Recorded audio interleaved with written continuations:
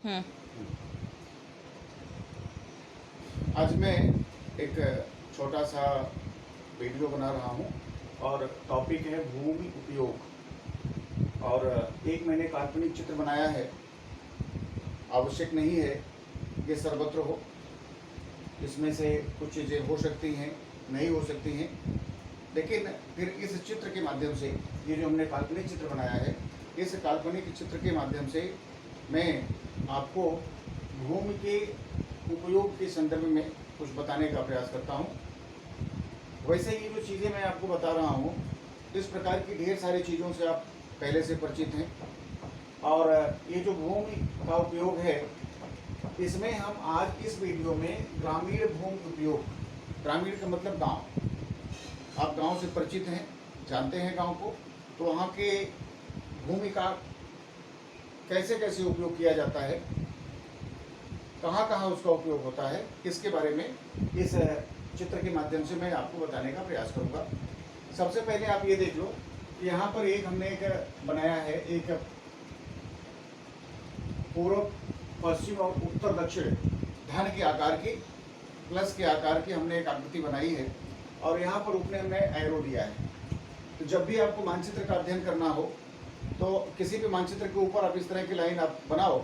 इसमें ऊपर जो होगा वो उत्तर होगा, नॉर्थ, नीचे दक्षिण साउथ, और दाहिनी साइड में आपका पूरब होगा और ये पश्चिम होगा बाई साइड में। अगर मैं इस तरह से खड़ा हूँ तो बना करके मेरा दाहिना हाथ है, ये पूरब है, ये पश्चिम है, ये ऊपर उत्तर है और ये दक्षिण है। ये मैं आपको इसलिए बता रहा हूँ क्योंकि इसके आधार पर आपको इस मानचित्र का अध्ययन करना है। और मैंने जैसा कि पहले कहा, ये काल्पनिक चित्र है। आवश्यक नहीं है कि इस चित्र में जो भी चीज़ें दिख रही हैं वो प्रत्येक गांव के अंदर वो चीज़ें हों। इसमें से ढेर सारी चीज़ें नहीं भी हो सकती हैं, वो भी एक गांव है। लेकिन हमने जो जिस गांव की कल्पना की है, हम इस चित्र के माध्यम से आपको बताने का प्रयास करेंगे। ये देखो, यहाँ पर एक रेखा ये इस तरह से यहाँ तक गई है और हमने ये एरो का निशान लगाया है। ये इसका नाम हमने दिया है, एक नदी का नाम। ये उत्तर प्रदेश की एक बड़ी प्रसिद्ध नदी है जिसका नाम है गोमती। ये गोमती नदी, ये जो है, अब आप देख रहे हैं कि पश्चिम से पूर्व की ओर बह रही है और उसके नदी के इस पार कोई भी नदी है, नदी का एक ये किनारा है और ये उत्तरी किनारा है और ये दक्षिणी किनारा है। तो ये गांव जो है इस नदी के दक्षिणी किनारे पर है और इस गांव का नाम मैंने दिया है, ये काल्पनिक नाम है और इस गांव का नाम हमने नेवादा रखा है। मान लीजिए कोई काल्पनिक मैंने एक गांव चुना है और वो गोमती नदी के बिल्कुल दक्षिण की ओर बसा हुआ है और उस गांव का नाम नेवादा है। तो पहली बात तो ये है, गोमती नदी किस दिशा से किस दिशा की ओर बह रही है। चित्र के आधार पे ये गोमती नदी पश्चिम से पूर्व की ओर बह रही है और ये गांव कहाँ बसा है, इस नदी के दक्षिण किनारे पर बसा हुआ है। दो चीजें स्पष्ट हो गई। अब यहाँ पर आप देखेंगे कि नदी के किनारे की जगह, नदी का किनारा है तो जाहिर सी बात है कोई ऐसा हो सकता है कि जंगल हो, वन हो। हमने यहाँ पर वन लिखा हुआ है, वन है, उसके अंदर विभिन्न प्रकार के पेड़ पौधे हैं, वनस्पतियाँ हैं और पेड़ों के नीचे घास भी हो सकती है, लताएं हो सकती हैं। ये हरा भरा क्षेत्र है। लेकिन यहाँ पर मानव अधिवास नहीं है, यहाँ पर लोग नहीं हैं, यहाँ पर कृषि का कार्य नहीं हो रहा है। तो ये जो है एक तरह से आप कह सकते हैं कि ये आरक्षित वन है जो इस गांव के अंतर्गत है। दूसरी और जंगल के किनारे यहाँ आप देख रहे हैं, ये किनारा जो है ये बंजर भूमि है, बंजर भूमि है, ऊबड़ खाबड़ है, नदी के किनारे की जमीन है। तो यहाँ पर भी किसी भी प्रकार का न तो मानव अधिवास है, लोगों के घर हैं, न तो किसी प्रकार की कृषि का कार्य किया जा रहा है। अब देखें, और इसी बंजर जमीन में आप देख रहे हैं यहाँ एक आकृति बनी हुई है, ये पूजा स्थल है। और आवश्यक नहीं है, मैंने पहले ही कहा कि इसके अंदर ये जो चित्र मैं आपको बता रहा हूँ ये पूरी तरह से काल्पनिक है। ऐसा हो सकता है, ऐसा नहीं भी हो सकता, क्योंकि आवश्यक नहीं है कि हिंदुस्तान के या उत्तर प्रदेश के सारे गांव नदी के किनारे बसे हों। लेकिन जिस गांव की कल्पना मैं कर रहा हूँ उसके बारे में आप देखने का प्रयास करेंगे, समझने का प्रयास करेंगे कि ये गांव गोमती नदी के किनारे बसा हुआ है और गांव जो है वो बिल्कुल गोमती नदी के बिल्कुल दक्षिण ओर बसा हुआ है और बिल्कुल सटा हुआ है। ये गांव की सीमा है। आप देखेंगे कोई भी गांव जो होगा वो बिल्कुल चौकोर या वृत्ताकार या अर्धवृत्ताकार या फिर आयताकार नहीं होगा, ये किसी भी आकार का हो सकता है। इसका कोई एक ही कोई विशेष प्रकार का ऐसा कोई मैप नहीं है कि गांव का आकार इसी प्रकार के हो, इसी प्रकार का हो। अब भारत के मैप को देखते हैं, वो बिल्कुल एक पुरुष की तरह नीचे से इस तरह से जा करके फिर आकृति उसकी बनती है, और लगभग इस यही आकृति जो है हर गांव की, हर प्रदेश की और हर देश की है। तो एक जैसा नहीं है, ये इसका आकार है, ये काल्पनिक आकार मैंने दिया हुआ है। दूसरी चीज़ है, ये पूजा स्थल है।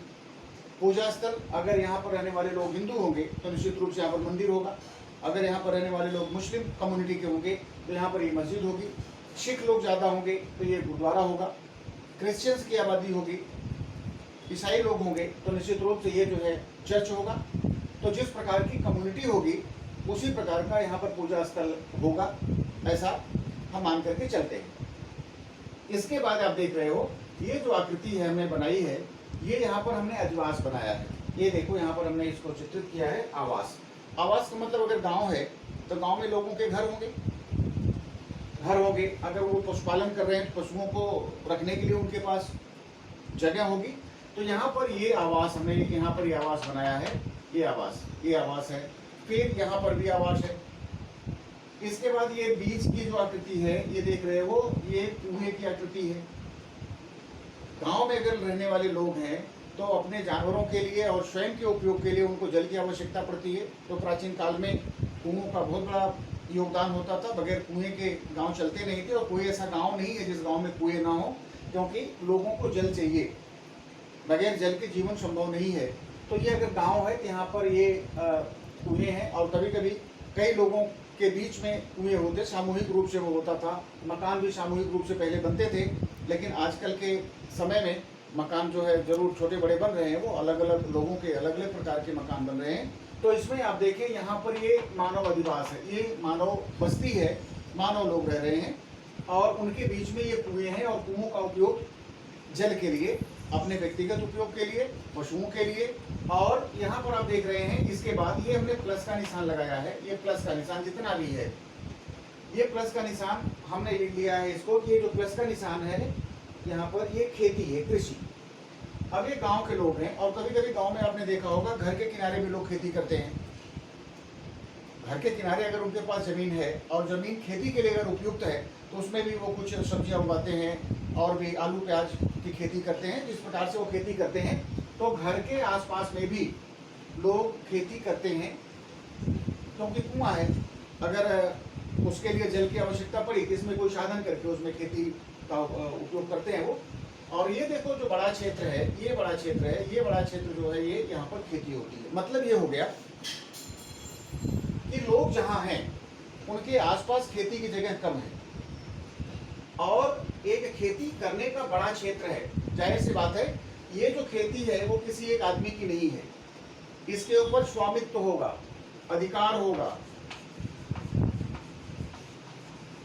इस खेती, ये जो खेत है, इस खेत का मालिक यहाँ के गांव के लोग होंगे, जिस पर वो खेती करते हैं, और उस फसल का उपयोग वो करते हैं। सरप्लस होने पर उसको बेचते भी होंगे। तो तीन चीजें आपको समझ में आ गई अभी। ये देखो कुआं है, यहाँ पर ये मानव अधिवास है, और इससे हट करके जहाँ खेती की जमीन है वो सेपरेट है। लेकिन फिर भी इस आकृति में आपने ये भी देखा कि वो आगे चल करके जो खेती का है, वहाँ पर भी 3 लोगों ने घर बनाया है, वहाँ पर 3 लोगों के लिए कुआं है, उनके अपने साधन के लिए। तो इसमें ये आप मानव अधिवास देख लिए, मानव अधिवास। तो मानव अधिवास के लिए भी भूमि का उपयोग हुआ। तो भूमि का उपयोग कहाँ हुआ? एक तो ये वन है, फिर मंदिर बनाने के लिए भूमि का उपयोग हुआ। ये बंजर जगह है, ये भी तो है भूमि, वहाँ उसका कोई उपयोग नहीं हो रहा है।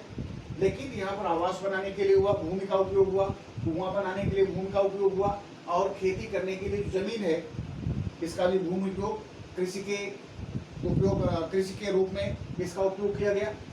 तो ये चीजें इसके अंदर हो सकती हैं। अच्छा, अब अगर मान लीजिए कि गांव है, ये नदी है, तो नदी, ये इस गांव का आदमी, यहाँ का ग्रामीण अगर नदी के उस पार जाना चाहेगा तो कैसे जाएगा? तो नदी ये है, देख रहे हो, ये नदी है। 2 तरह के रास्ते हो सकते हैं, या नदी के किनारे से नाव, नदी में नाव से पार करके, या तो भाई तैर करके जाओ अगर इस पार जाना है, या तो फिर नदी के किनारे जाओ, वहाँ पर नाव है, नाव पकड़ो, नाव पर सवार हो, नदी के उस पार उतरो। लेकिन अब आजकल के इस जहाँ पर हम विकास की बातें करते हैं, उस विकास में यहाँ पर मान लीजिए अगर पुल बना हुआ है, तो पुल को क्रॉस करके आप नदी के उस पार जा सकते हैं। तो यहाँ के ग्रामीण अगर नदी को क्रॉस करना है उनको, तो पुल के माध्यम से वो नदी को पार करके उसके उत्तर दिशा की ओर जा सकते हैं। ये साधन हो गया। अच्छा, फिर इसके बाद आप देख रहे हो कि यहाँ पर आवास है, यहाँ के गांव के लोग हैं और यहाँ के गांव के लोग हैं। ये रास्ता बना हुआ, ये गांव के लोग यहाँ से आए और इधर से होते हुए, और फिर ये जो बंजर भूमि है इसमें भी सड़क बनी हुई है। तो सड़क बनी हुई, फिर ये नदी, ये ब्रिज बना हुआ है, पुल बना हुआ है, ब्रिज को पार करके वो नदी को क्रॉस कर गए।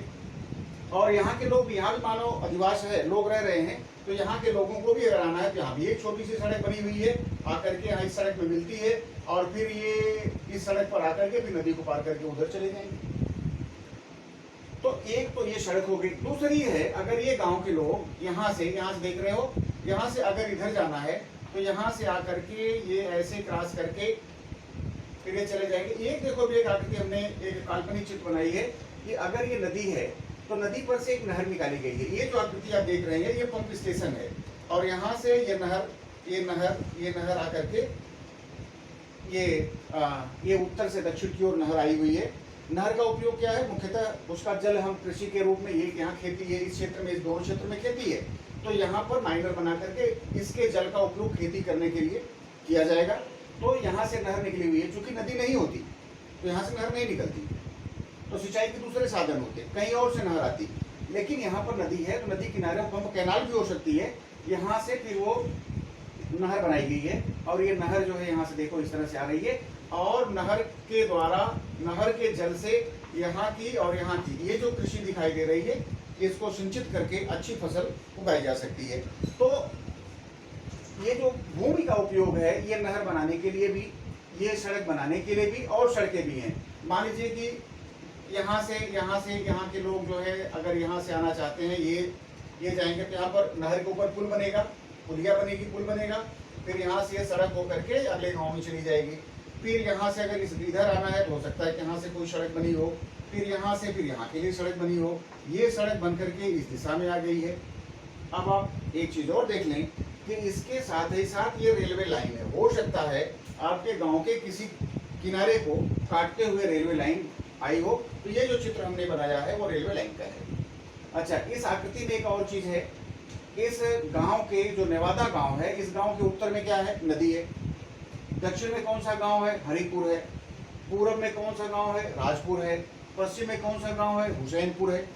क्योंकि गांव होगा, उस गांव के चारों ओर कोई न कोई गांव होगा। तो आप देख रहे हैं कि भूमि का उपयोग हमने कहाँ किया। ये जो भूमि है, भूमि किस किस रूप में उपयोग में लाई गई? एक तो वन है, जंगल है, क्योंकि जंगल भी बहुत आवश्यक है। अगर गाँव के लोग हैं तो उस पर उनके दिनचर्या से, जो दैनिक जीवन से जुड़ी हुई ढेर सारी चीज़ों का हम उपयोग, लकड़ी का उपयोग हमारे जीवन में फर्नीचर के रूप में है, फिर हम झोपड़ी बनाते हैं उसमें है, घर मकान बनाते हैं उसमें है। तो यहाँ की लकड़ी का उपयोग भी हमको होता है। इसके अंदर कुछ नदी का किनारा है तो जंगली जानवर भी होंगे, तो इसके अंदर वो रहते हैं, पशु पक्षी इसके अंदर होंगे। ये बंजर ज़मीन है, तो इन दोनों ज़मीनों का जो है वो कृषि के रूप में इनका उपयोग नहीं किया जाता। और जो एक तो हो गया ये ज़मीन है, फिर नहर बनाने के लिए भी ज़मीन का उपयोग हुआ, फिर सड़क बनाने के लिए भी ज़मीन का उपयोग हुआ, कुआं खोदने के लिए भी ज़मीन का उपयोग हुआ, मकान बनाने के लिए भी ज़मीन का उपयोग हुआ। और इस तरह से हम देखते हैं कि फिर एक नहर गई है, और नहर का भी उपयोग, नहर भी कहाँ बनेगी और ये सड़क कहाँ बनेगी, रेलवे लाइन कहाँ बनेगी, ये नहर हो, सड़क हो या रेलवे लाइन हो, ये सारी चीज़ों का उपयोग जब भी किया जाएगा वो जमीन पर किया जाएगा, भूमि पर किया जाएगा। तो हम यहाँ जो आकृति बनाए हैं, वन एवं बंजर भूमि, आवास के रूप में कुआं, सड़क, नहर, रेलवे स्टेशन, पूजा स्थल, कृषि, इसके साथ ही साथ कुछ और चीज़ों का भी उपयोग गांव में किया जाता है जो हमने नहीं लिखा है। जैसे बच्चों के लिए आपको कम से कम गांव है तो प्राइमरी स्कूल, कुछ गांव में हॉस्पिटल भी है,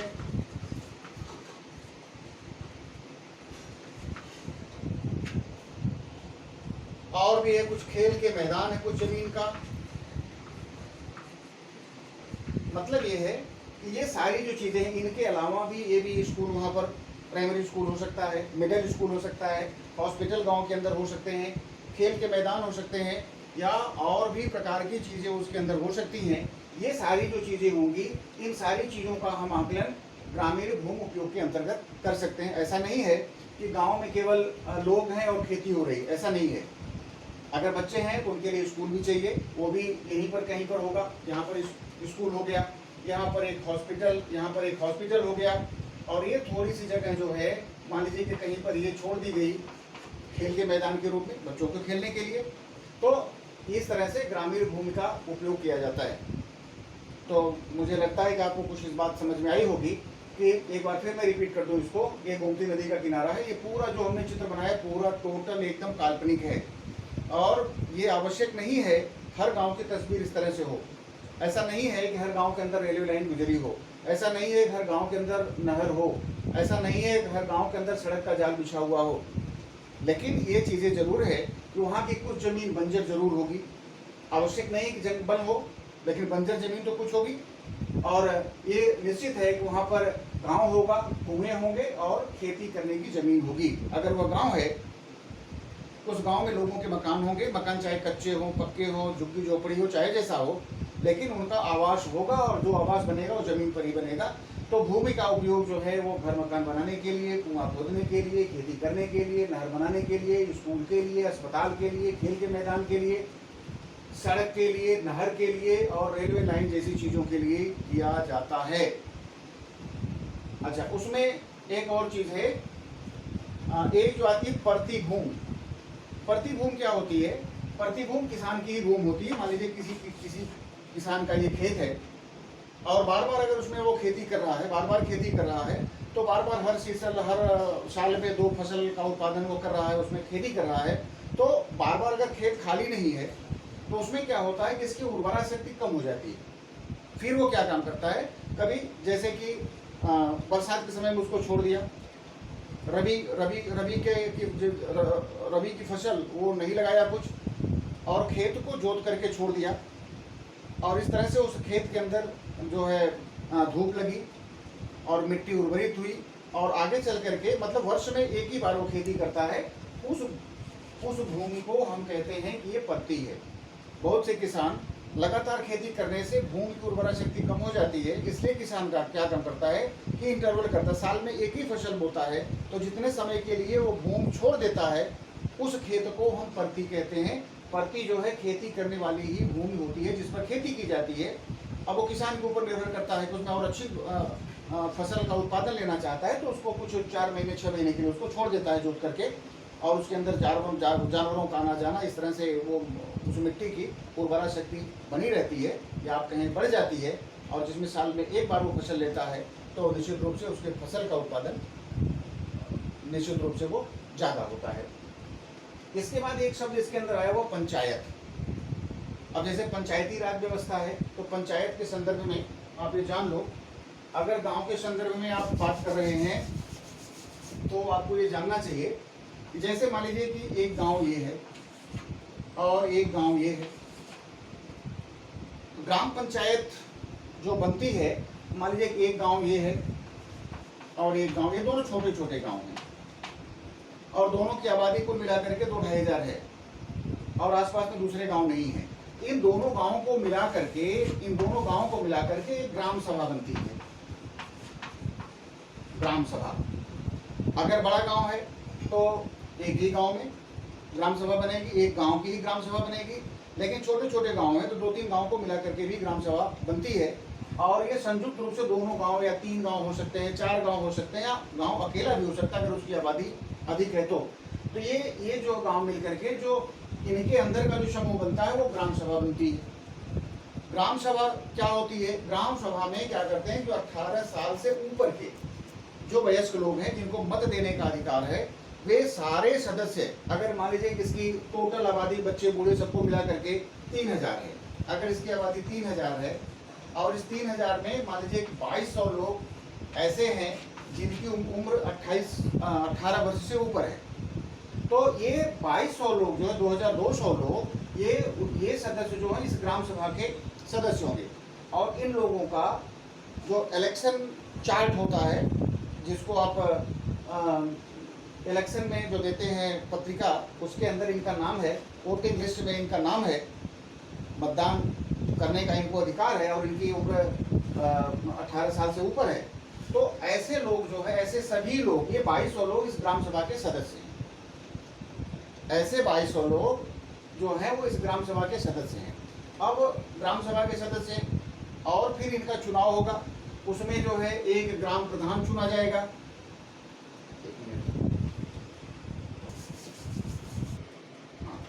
देखो इसमें ये जो ग्राम सभा है, ये ग्राम सभा में मैंने बताया कि जो 18 वर्ष से ऊपर के लोग हैं वो सारे लोग उसके सदस्य हैं, सभी लोग ग्राम सभा के। अब जब इसका, अब ग्राम पंचायत के लिए उसका चुनाव होगा, पंचायत के लिए उसका चुनाव होगा। जब इसका चुनाव होगा तो उस गांव को कई भाग में बांटा जाएगा, वार्ड में कई इकाई पे। उस दोनों, यहाँ ये जो मैंने बताया अभी आपको, गांव में एक ही गांव हो सकता है, 2 गांव को मिला करके हो सकता है, 3 गांव को मिला करके हो सकता है। तो पूरे लोगों के आबादी को कई टुकड़े में बांटा जाता है। और वो बांटने के बाद मान लीजिए कि चुनाव हो गया तो उसमें एक तो ग्राम प्रधान हो गया और बाकी जो है उसके सदस्य चुने गए। ये ग्राम प्रधान भी सीधे सीधे चुना जाता है। ऐसा नहीं है कि सदस्य को चुन लिए फिर वो सदस्य आपस में, जैसे लोकसभा और विधानसभा में होता है, तो एमएलए या एमपी चुने जाते हैं, फिर वो पार्टी का नेता चुना जाता है, फिर जो सबसे बड़ी पार्टी होती है वो पार्टी जो है अपने नेता को प्रधानमंत्री या मुख्यमंत्री चुनती है। इस तरह से नहीं होता। इसमें ये सीधे सीधे ग्राम प्रधान जो है वो जनता, उस गांव की ग्राम सभा के लोग ग्राम प्रधान को सीधे सीधे चुनते हैं और प्रत्येक वार्ड से एक एक सदस्य को चुनते हैं। तो सदस्य मान लीजिए हो गए 10 और ये हो गया 1। ये 10 एक जो ग्राम पंचायत होगी, ग्राम पंचायत में ये ग्राम पंचायत होगी, ग्राम पंचायत जो हो गई वो 10 लोगों का सदस्य, जिसमें 10 सदस्य हैं और एक प्रधान है। और ये प्रधान, चूंकि प्रधान के हाथ में अधिकार अधिक होता है क्योंकि जनता के द्वारा ये सीधे सीधे चुन करके आता है, इसलिए किसी गांव के अंदर जो पंचायत होती है उसमें ग्राम प्रधान को बहुत ज़्यादा अधिकार होते हैं और संभवतः ये सदस्यों के हाथ में कोई अधिकार होता नहीं, इनका कोई अधिकार नहीं होता। हाँ, ये बात और है कि इनके लिए भी कानून बना हुआ है कि आप हर 2 महीने में, 1 महीने में सारे लोगों की आप मीटिंग लीजिए, बजट पेश करिए और अगले साल के लिए जो है आपको क्या काम करना है उसकी रूपरेखा तय करिए। वो ढेर सारे इसके कायदे कानून हैं। लेकिन चूंकि प्रधान सीधे सीधे डायरेक्ट जनता चुन करके वहाँ के जो ग्राम सभा के सदस्य हैं वो चुनते हैं, इसलिए इसके हाथ में ताकत बहुत होती है और सदस्य के हाथ में कुछ नहीं होता। ये कहने के लिए सदस्य होते हैं, बाकी इनके हाथ में किसी प्रकार का कोई अधिकार नहीं होता है। इसको लेकर के अभी ढेर सारी बातें कही जा रही हैं, देखिए आने वाले समय में इसके बारे में क्या होता है। तो अभी आपको समझ में आ गया पंचायत क्या हो गई, प्रतिभूमि क्या हो गई और पूरे गांव का इस तरह का एक नक्शा, मैंने काल्पनिक चित्र आपको बता करके यहाँ पर आपको कुछ समझाने का प्रयास किया है। मेरा मकसद ये है कि आप जाने कि ये भूमि का उपयोग कहाँ होता है। ये ग्रामीण क्षेत्र है। ग्रामीण क्षेत्रों में आप देखते हैं भाई, अब जाएंगे तो गाँव तक पहुँचने के लिए सड़क चाहिए। तो ग्रामीण क्षेत्र शहरी क्षेत्र से कैसे भिन्न है, अगला वीडियो में बनाऊंगा। वो वीडियो शहरी क्षेत्र के बारे में होगा। अभी ये जो चीज़ें हैं वो ग्रामीण क्षेत्र के बारे में मैंने बताने का प्रयास किया। अगर एक गांव होगा, निश्चित रूप से उसके पूर्व में, पश्चिम में, उत्तर में, दक्षिण में दूसरे गांव होंगे। और अगर ये गांव है, इस गांव के अंदर बंजर जमीन हो सकती है और वन हो सकता है और ये अधिवास तो होंगे ही, वहाँ होगा ही, और खेती की ज़मीन होगी और सिंचाई के साधन होंगे। जहाँ पर नहरें नहीं है वहाँ पर या तो ट्यूबवेल से पानी आता है या दूर से नहरें आती हैं, वहाँ का बाइनर आता है उससे पानी, क्योंकि फसलों के लिए पानी चाहिए। और ऐसे जगह पर जहाँ सिंचाई के साधन हैं, निश्चित रूप से वो क्षेत्र काफ़ी खुशहाल है। क्योंकि अगर ये इस प्रकार से कृत्रिम पानी के साधन का अगर वहाँ पर उपलब्धता नहीं है तो ऐसे क्षेत्र केवल बरसात के जल के ऊपर निर्भर होते हैं और केवल मानसून में ही उनको फसल मिल पाती है और दूसरे सीजन में वो कुछ खेत के अंदर नहीं बो पाते, क्योंकि फसल जब भी लगेगी उसको जल चाहिए और जल अगर उपलब्ध नहीं है तो खेती कमज़ोर होती है। तो मैंने ये बताने का प्रयास किया है। और एक बार मैं फिर बता दूं, ये जो मैंने बताया है केवल ये काल्पनिक चित्र मैंने बनाया है।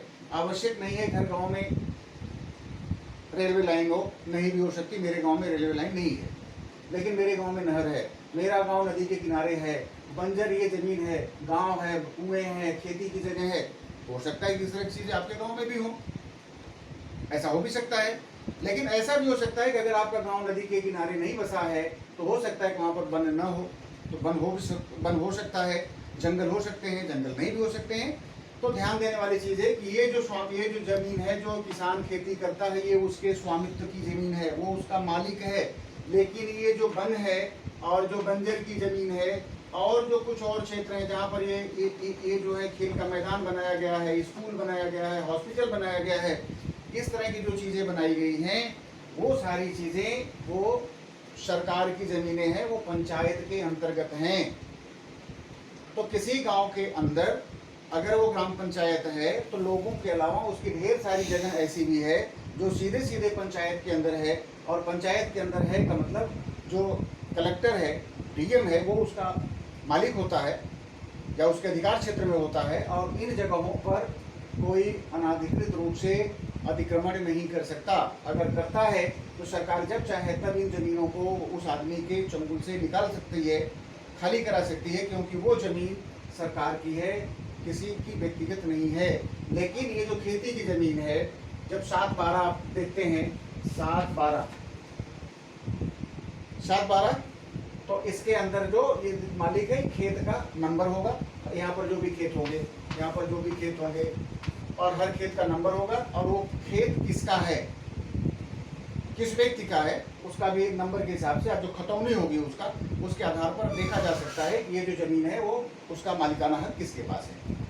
तो मुझे लगता है कि आज का ये वीडियो आपको कुछ समझ में आया होगा। तो ये जो मैं बता रहा था, केवल ग्रामीण भूमि का उपयोग कैसे कैसे किस किस रूप में किया जाता है, तो इसका रूप अनेक प्रकार से, विभिन्न प्रकार से किया जाता है। एक बार फिर देख लीजिए, वहाँ पर वन और बंजर भूमि हो सकती है, घर मकान बनाने के लिए कुआं हो सकता है, सड़क हो सकती है, क्योंकि ये जो भी चीज़ें होंगी वो भूमि के ऊपर ही होंगी। तो ये जो सारी चीज़ें हैं भूमि के ऊपर चीज़ें हैं, और